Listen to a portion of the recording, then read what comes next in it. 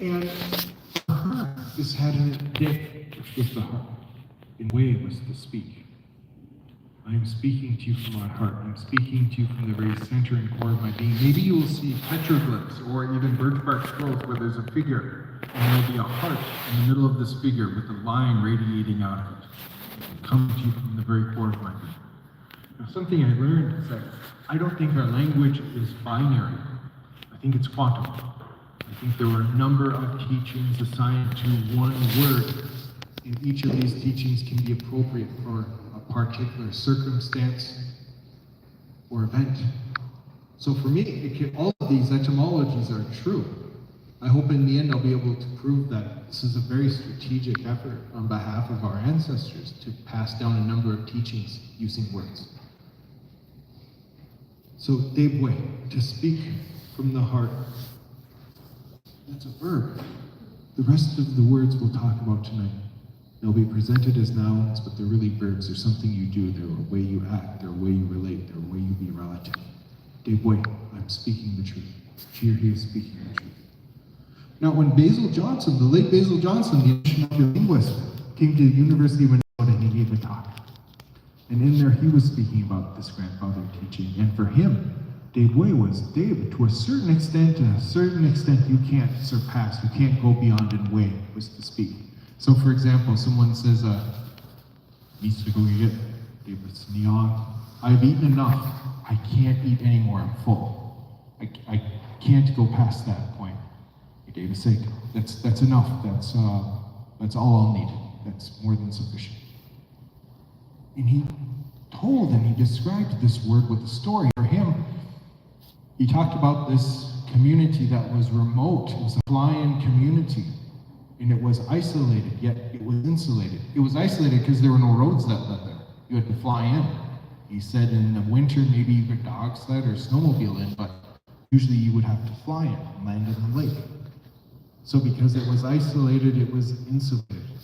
We still had a number of monolingual Ojibwe speakers left in the 1930s, 40s, and 50s because everyone they spoke to on a daily basis used the language. They had no reason yet to learn French or English. The people, when they visited, when they went to the store, when they saw each other, they used Ojibwe. So when court would come once a month, judge, legal representation, interpreters would land in the community, they'd set up in the band office, and they would have court. And he recalled during one case, when they were asked to tell the truth, the whole truth, and nothing but the truth, some of them said, I can't do that. And what they were saying is, not that I can't tell you the truth, Ojibwe is very specific about doubt. For example, we even have a conjugation called a dubitative. Means maybe it's happening, I don't know, I'm not there to see it with my own eyes. So for example, maybe if you have kids, I have a 9-year-old at home. My wife were to ask me, in English, is Jack sleeping upstairs? I could say, yeah, but in Ojibwe I'd have to be very precise. Nabadok. Maybe he's sleeping. I don't know, I'm not there to see him. Maybe he's walking around, or I don't know if you've ever tried to get a 9-year-old in bed. Maybe he is, and you would have a conjugation for that. Berga, it was just hilarious when he's trying to figure out the language. He's like, the Indians are in such a habit of lying to one another. They even have a conjugation to describe this. And we just missed it. It was like a swing and a miss. So he's like, no, they're very, very precise. I don't know if that's it. If I did know, I would see it, and I can tell you. So what they're trying to say in court is that I don't know if that's the whole truth. I can tell you everything I saw, everything I witnessed, everything I heard, everything I was a party to. I can speak to that extent. That may or may not be the whole truth. I thought that was very beautiful. They're like, I can speak my truth to you. I will not omit things. I'll not add things on. I think we have a problem with that sometimes. My namesake called it lying by omission, like the things he didn't mention. They're like, no. You're speaking to your full extent, you're adding those to. But I wonder if the spirit of the language is censoring itself here.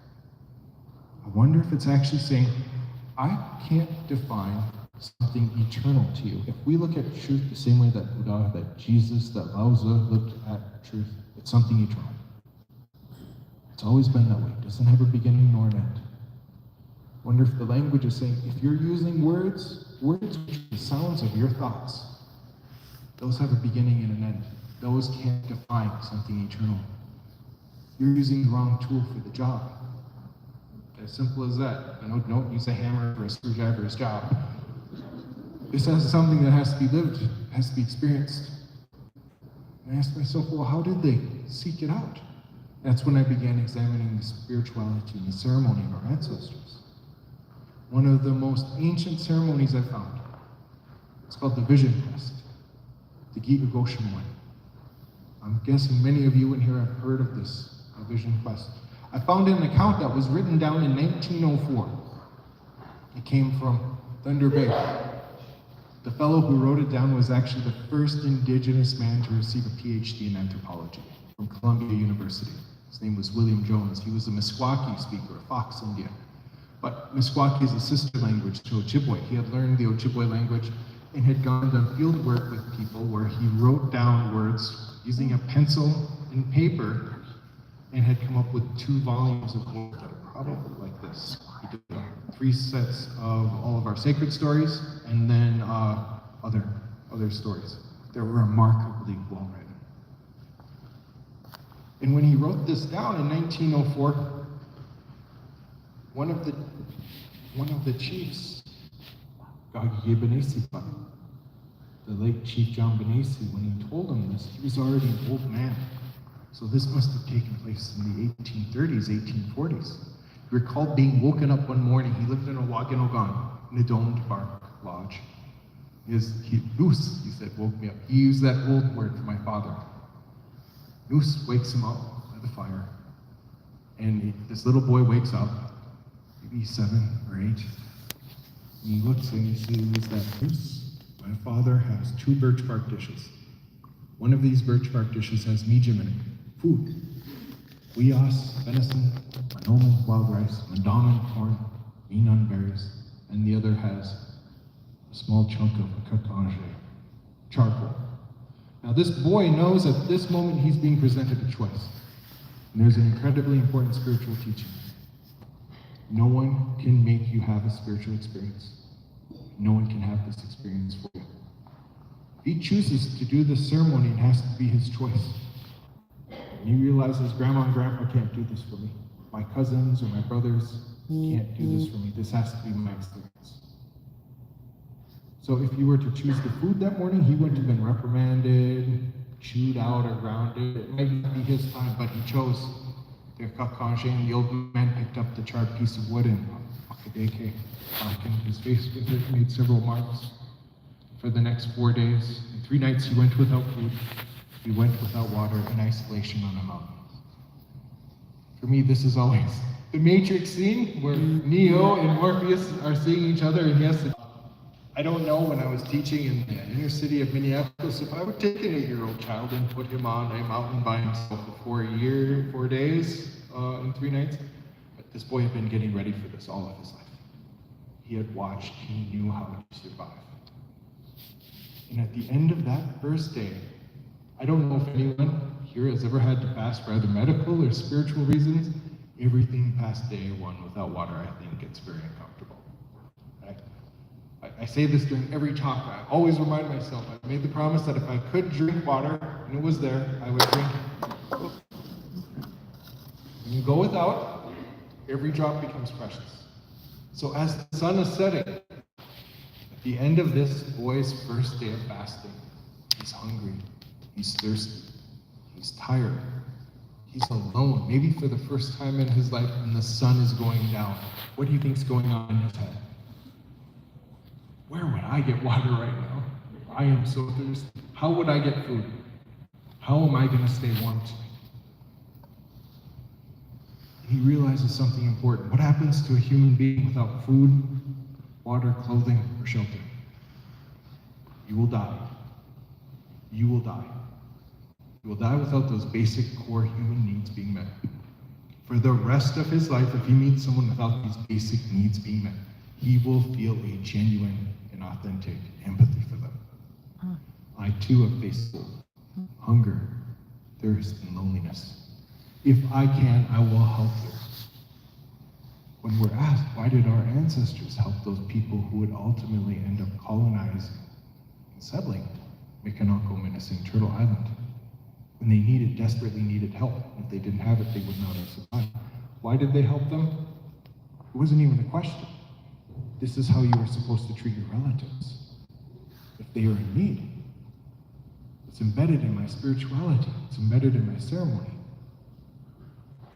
After he realizes this, he realizes that, well, where does my food come from? Where does my clothing come from? My lodge, my fire. He realizes, oh, it's the Oasiak, it's the four-leg who are feeding me and clothing me. The Benatiak, the birds, Giglioc, the fish, swimmers.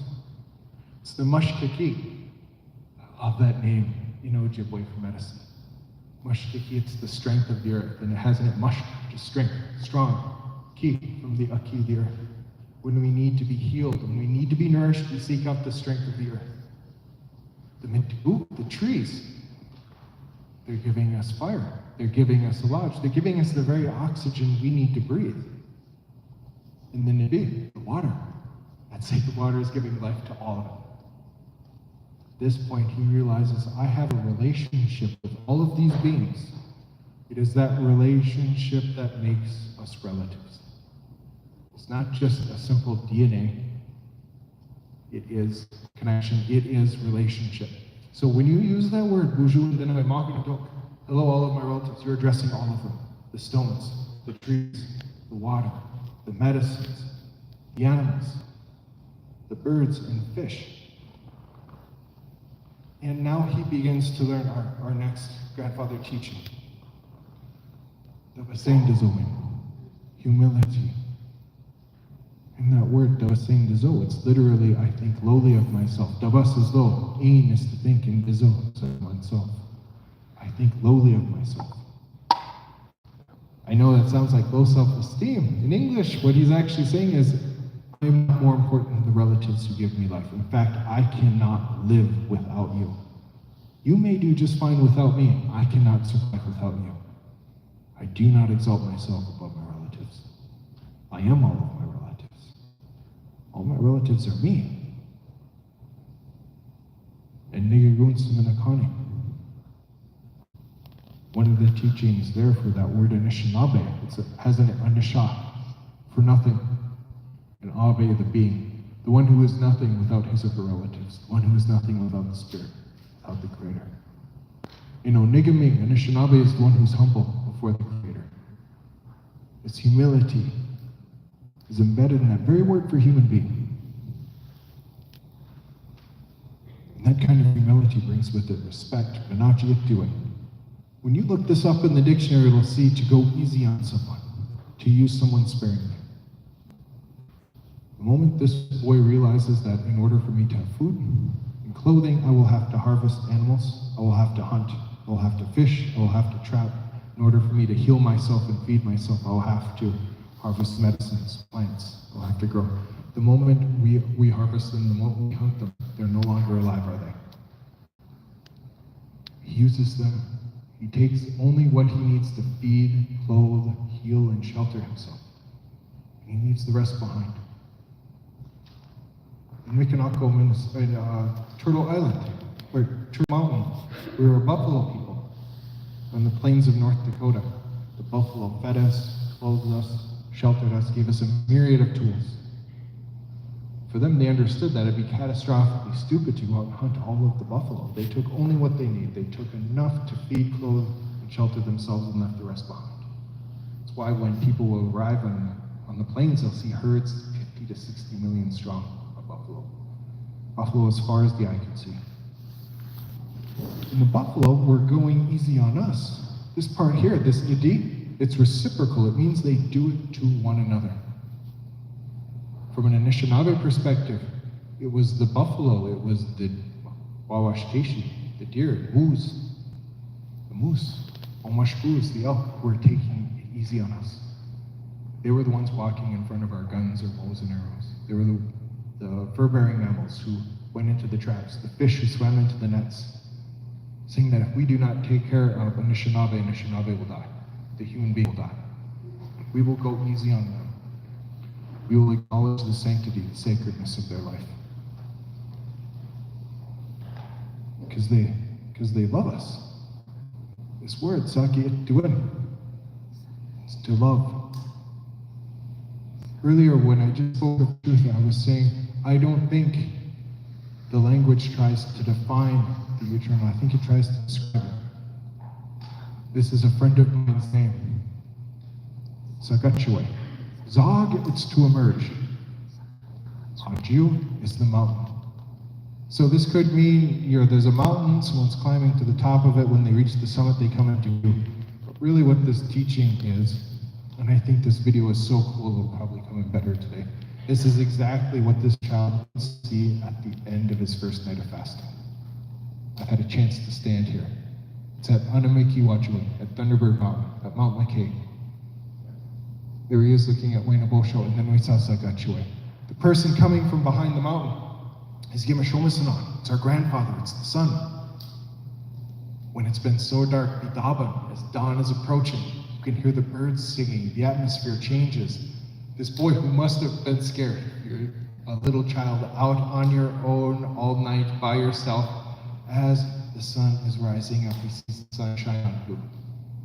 Everyone and everything. He realizes must be what Keje Manadu, with the kind spirit, the benevolent mysteries, unconditional love looks like. Something for everyone, something for everything. In Minnesota, we call May the Zaki Bagagises. It's the budding moon. As spring approaches, the days become longer, they become warmer. The Anamiki Ka, the thunderbirds fly overhead. And all of a sudden, these seeds that have been planted will have life emerge from them, from deep within them. And in a moment, you'll see Zaki Baga, the leaf will emerge. Now, when this corn comes to fruition, this medicine, this food will feed a thief or a teacher, saint or a sinner. It will show unconditional love. And in a day and age where we try to define what love is, here we have our ancestors showing us examples of how love should look like. We don't just have that one word. We have Shawenam as well. Shawenam can be to show compassion for, to love unconditionally, to bless. And because we only have one or two more days until Namebinigi's the suckerfish moon, maybe I'll share with you the story of why we call February the suckerfish moon in Minnesota. It had been a long and cold winter, much different than the one we have this year, maybe more like last year's winter, where it started off with a polar vortex. Snow, more snow, another polar vortex.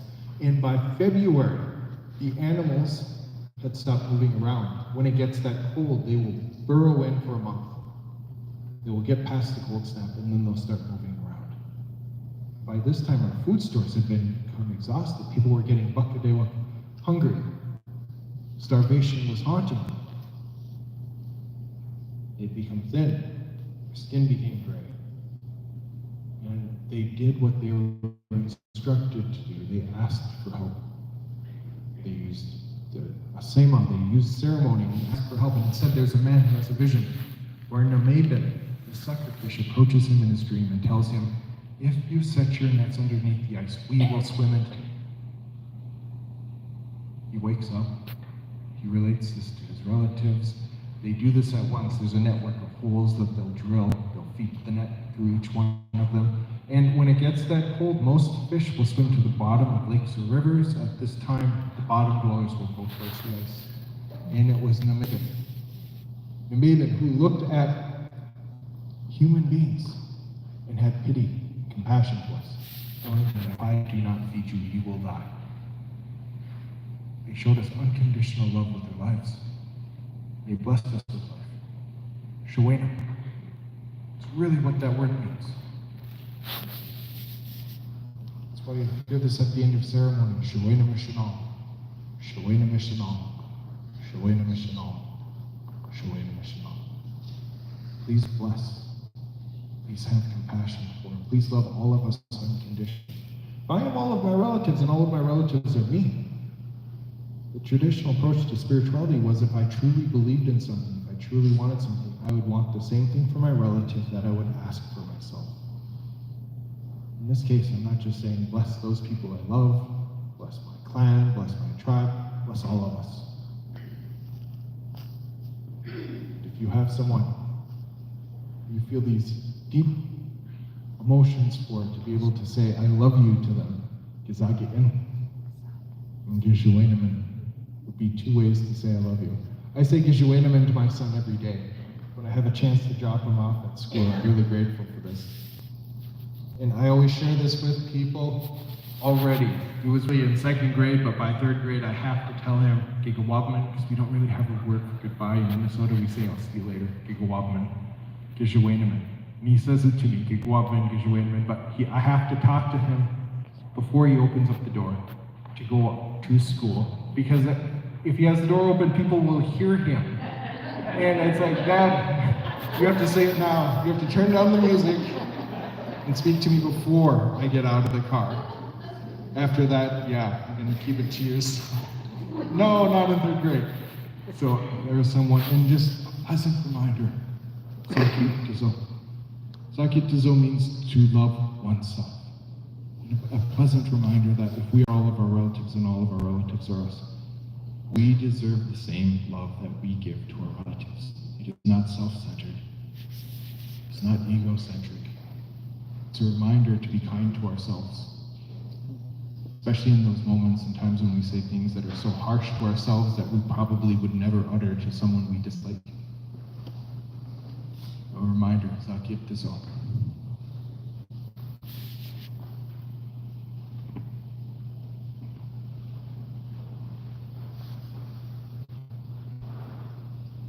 Do this one. Gijewatsi. In Gijewatsuin. Remember we were talking about Atsi? You have to live a certain way. You can live with this kind of kindness. And this is the old word for the Great Spirit, Gijemanadu. And it really means the kind spirit, the benevolent mystery. What I love about this is that this is not, this kindness, this love, it's not just reserved for the spirit. If you can say a word like Gijewatsi, it means we can do that too. We can have that in our lives. And if you look this up in the dictionary, it'll say middle-aged man, but really the Kijenabe, the kind being, the kind man. What I think is so cool about this is that there would be young men around 19 or 20 who would, for the next 20 years of their life, if they had anything in surplus, and this is when they're at their best, to hunt, to fish, to trap, to harvest wild rice, to tap trees, whatever they had in surplus, they gave away. Just gave it. And they would do this for 20 years. And when missionaries and anthropologists would arrive at our villages, they'd notice that the people who were held in the highest esteem often look like paupers, look like they're impoverished. What we're seeing here is a traditional perspective of indigenous economics. Wealth was determined not by what you had hoarded, not what you had stockpiled. Your wealth was determined what were you able to give people. What were you able to give people in need? And there's always someone in need. There's always a widow, there's always an elder, there's always an orphan. There's always someone who needs help. And they would be the ones to help them. That will make you humble after 20 years. And after that period, these would be people who would be considered for leadership roles in the community. This is someone who cannot be bought or sold. This is someone who is looking after their people and who has proved that year after year. This can also be a Kijenabe. And it's Zungade'e one. This will give you strength of heart. I love the translation of courage for this. Zungade'e. Courage in Latin has in it cor, which is the heart. It shows up as le coeur in French, corazon in Spanish, to lead a life of heart. It's exactly what we're speaking about in the Ojibwe language. Zung is strong, and the de is the heart. You tell someone you're brave in Ojibwe, you're saying you have a strong heart. And there's a story that radically transformed the way I looked at this word, Zungideke. It's the story of how the Bwanji how the big drum arrived to the Anishinaabe, to the Ojibwe in Minnesota. Its beginning is dark, but its resolution is totally inspiring. It begins in the early 1860s. There's a Dakota village, and the Dakotas, not in South Dakota, don't exist. Yeah, this is Dakota territory, that comes under attack by the Chinook, by the Americans, the long knives. It's a reference to the bayonets at the end of the rifles. It said a woman hides for her life.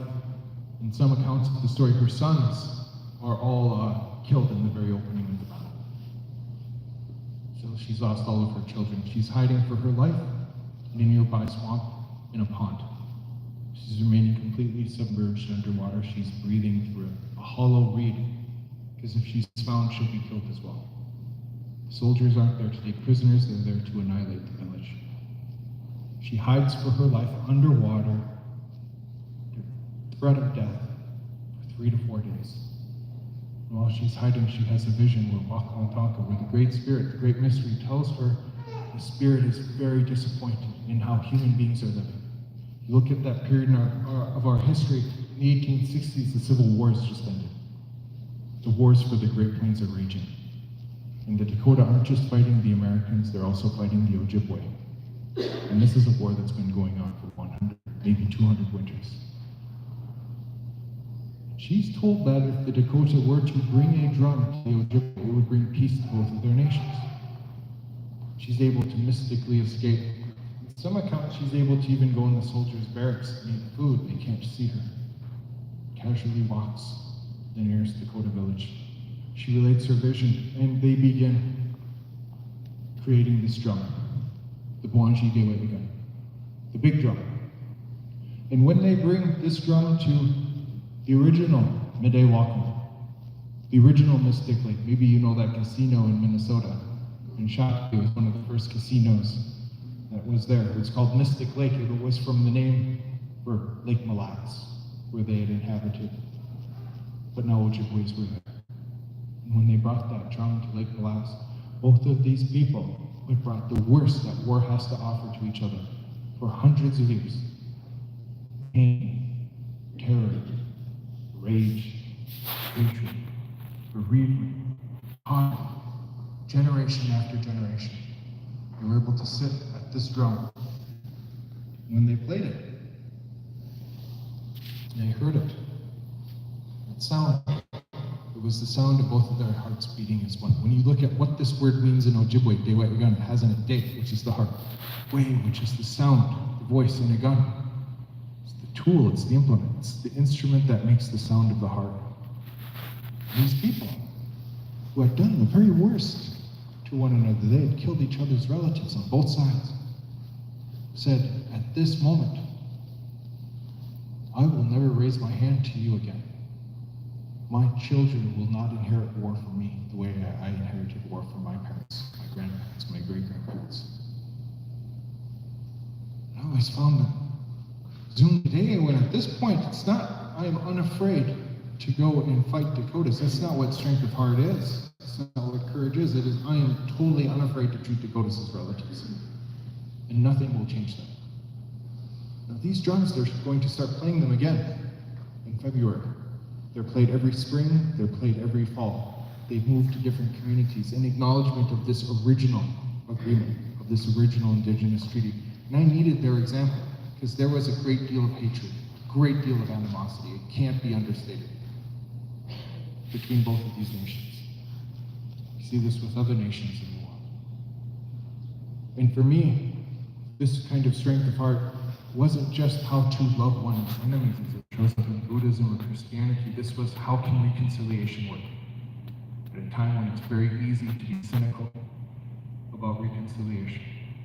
For them, they showed me an example of how this can work and how it can have a lasting impact for generations to come. It was their example that showed me the way.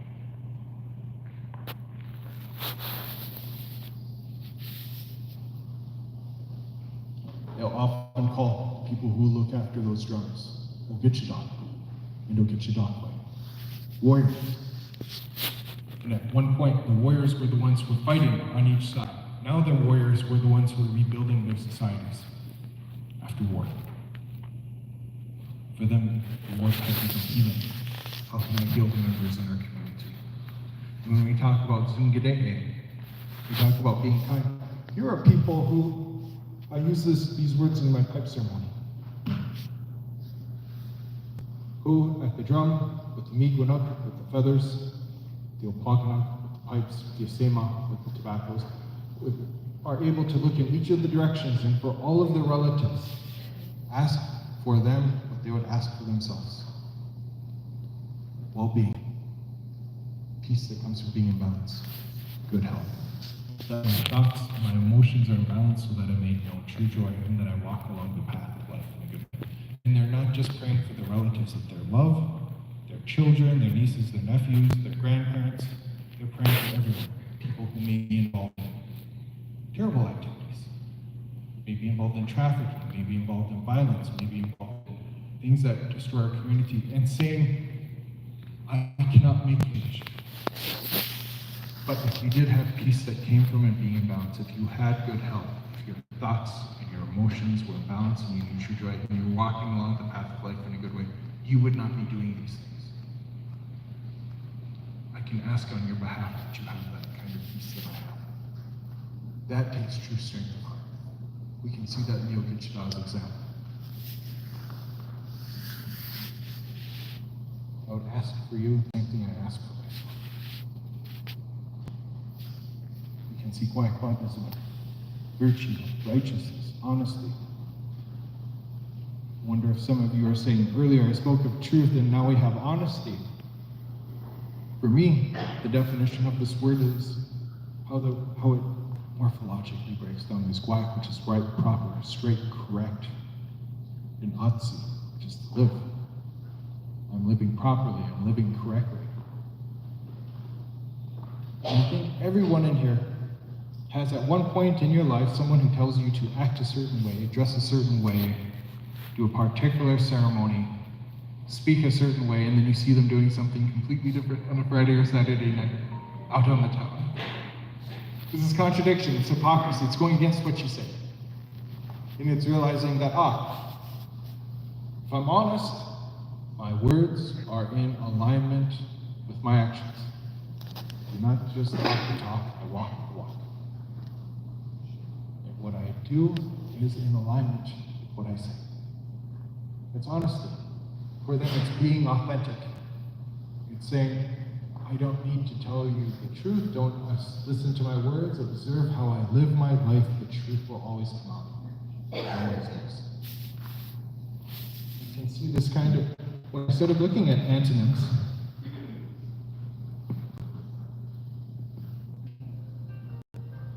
there's Kiwanama.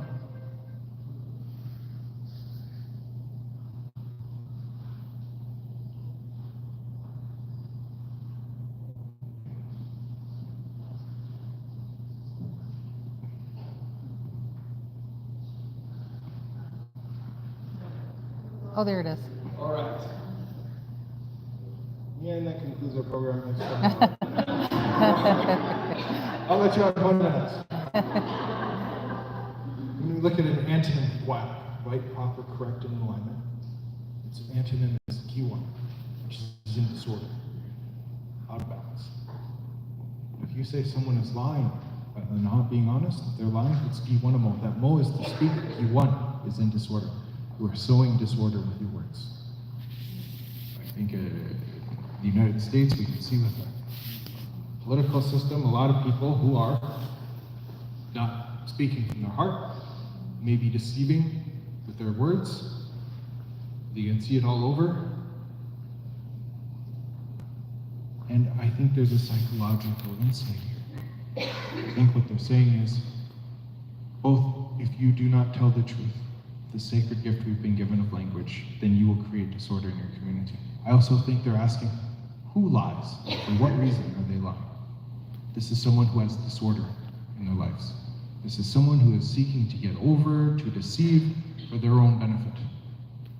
It could be something egocentric, it could be something even more mischievous than that, but I am deceiving with my words. You look at a word like Shkwebi, and in Minneapolis it'll be like, oh, Shkwebi. Giwash is in disorder, out of balance. That B is with liquid. So when they're describing drunkenness, this could mean like if you've been overserved, you can't quite pass a field sobriety test, you can't quite walk in a straight line, you're sitting down and the world is spinning, you've had too much to drink. You are out of balance from a particular liquid. In this case, it's a Shkwebi wobble. I also think there's a double insight there, a psychological insight. I think the language is asking, who drinks to such an extent? Why are they doing this? This is someone who is out of balance on the inside and is looking for something on the outside to get that. We know that it doesn't work, but it's a very human effort to try to make that work. We can see it time and time again.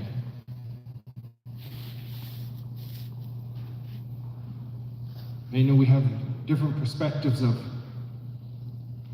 what it means to be crazy, to be insane. It strikes me that in this part of the presentation, in the place we're staying at, but for their perspective, Giwanatasi was in disorder, out of balance, and Odyssey was to live. If someone seemed insane, a long time ago, there was someone living a life out of balance. This is not a condemnation, this is an observation. The moment we seek balance in our lives again, we can heal that. But if you continue to lead a life out of balance, it might seem to our ancestors to be insane, to be crazy. You are not condemned to be crazy forever. This is something we can heal. This is something we can work with. This is something we can seek out balance with. And there's Nabuako, wisdom, intelligence. And I know that if we lead a life with Dabasain Dizoin, with humility, with Manaji Tiwan, with respect, with Debwewe, with truth, with Kwaikwajizu, with virtue, with honesty, with Sungide with strength of heart, in every one of our decisions, in every one of our actions, will be positively beneficial, not just for us, but for someone coming 7 generations from now. We do not need to see them. We do not need to visit with them or hold them to know that if we act according to those sacred laws, every single choice and decision we make will be right. It will be correct. It will be beneficial to people we'll never meet. Be enlightened.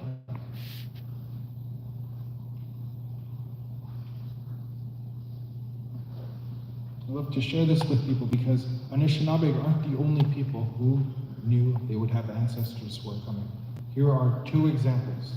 Here we have Egyptian hieroglyphs, Mayan hieroglyphs. That word hieroglyph, earlier we said petroglyph, something carved into stone. Hieroglyphs were sacred writing. These are people who actually carved their teachings and words into stone so that someone, and you can literally read these thousands of years later. I have had a chance to see probably purloined and nicked Egyptian artifacts at the Vatican where you could read the hieroglyphs clearly. Yet something will happen along the way. People will forget how to read hieroglyphs. They'll even forget what language they're written in. And all of this knowledge will be consigned to silence. No one will understand it anymore. Both of these examples are moments where they realized, they're not just drawing pictures, they're literally writing. I think our ancestors had this moment where they asked themselves, what would I pass down to someone I'll never see, speak to, listen to, or hold? And I think they knew that anything they created would one day turn into dust. What would I share with them? I would show them how to lead a life. I would show them how to lead a life of peace and balance. A life without conflict, without contradiction. How will we pass these teachings down? And this is something I've heard since my first class of Ojibwe, that if you really want to know the culture, the history, the spirituality, the philosophy, the ethics, it's all in the language. It's all in the language. It will take me like 2 years to literally realize, oh wait, it's in the language. It's in these small words that our ancestors put into words. Why did they put them into words? What I hope I'm sharing with you now is what I think is an ingenious 13,000-year investment in us. They put them in the language because we are hardwired to speak. We speak for the same reason we can see, touch, hear, taste, or smell. We are hardwired to do it. We have scientifically proven it.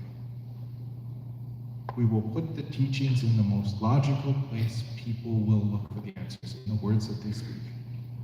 If you listen to these small word parts, you can hear your ancestors' example being passed down to you. Over thousands upon thousands of years. We're not unique. None of us are. They ask too, what does it mean to truly love someone? What does it mean to have a strong heart? How do I be humble in my environment? How do I be respectful? How do I seek out a life that's in alignment with my words? And when they figured it out, when they made sure that it worked for not just 100 years, but for thousands on thousands of years, they said, I will give this to them. This is something you can't buy. This isn't something that you have to look after. This will have to be your choice and your decision to live this. But if you want, we have lived this. It works. It has worked for thousands of years. It will work for you now. What I don't think that they could have anticipated was a time when we didn't have the language. No one can anticipate something like the boarding school or residential school era, where we go through such egregious loss. So we find ourselves at a crossroads. Do we invest time or effort in order to pass down the language to someone coming 7 generations from now? I think that they have the same right to learn about how to lead a good life that I have, that my ancestors have. Do we invest strategically to pass that down to someone coming 7 generations from now? Do you know that we can't make people change? Do you know that it's a futile task? It's a fool's errand. You can't do it. Yet, as we're getting ready to leave, I would like to leave you with these 2 perspectives. One is, we know we can't make someone change, but we can change ourselves. We are the only people that we can truly and genuinely change. Yet, if I am all of my relatives and all of my relatives are me, if I change myself, have I changed all of my relatives? Not just all of my relatives now. Am I in fact changing the world that my great-grandchildren's great-grandchildren will inherit? But that's only a linear way of looking at things. And that's my educational background. I'm looking to the future. I would like to leave you with this proposition as well. I believe that we have the chance to heal people who are no longer with us. We're still inextricably interconnected to our great-grandparents, to our parents, to our grandparents, those people who went through the very worst that colonization has to offer, those people who went through loss of liberty, loss of spiritual freedom, loss of family, those people who dealt with it in ways that were not healthy, who maybe saw outside circumstances, to heal that pain within themselves, and maybe who passed away with that. We are still living their story. We're still inextricably interconnected. We have an opportunity in the choices and the decisions that we make, and I hope I've made this clear that our choices and our decisions are important. We're not just casually floating along on a blue ball in space. Our decisions are creating a future that's going to take place. It's also going to be able to heal the past, present, and the future is all taking place right now. I think we have the opportunity, through making a choice, to heal those people who live with us. And when asked, well, how should I do that? Seek out a life that is seen as one with humility, where you don't exalt yourself above your relatives. You are all of your relatives, with mananjuati, with respect for one another, where you acknowledge the sanctity and sacredness of your relatives' lives, with that sakyati, that compassionate, unconditional love that's coming out of you. It's emerging out of you for the benefit of all of your relatives. With what is virtue, with righteousness, with honesty, where your words are in alignment with your actions, where you lead a holistic life, a holy life.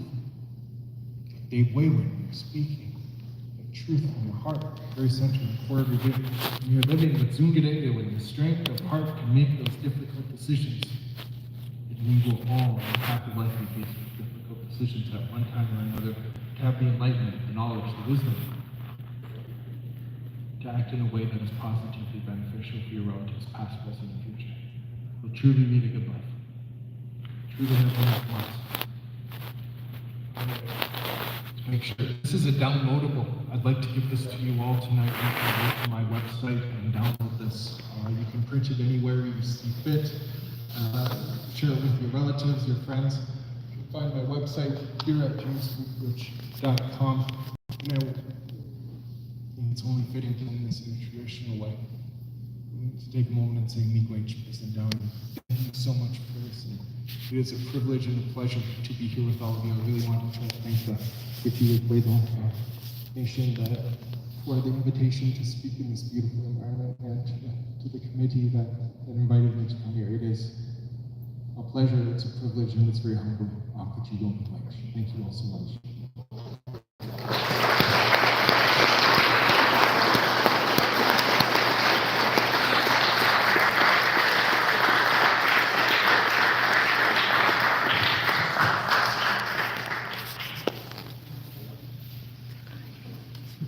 A few minutes. I'm actually staying here on site, so if you have questions, I'd be more than happy to talk to you. I'm not traveling.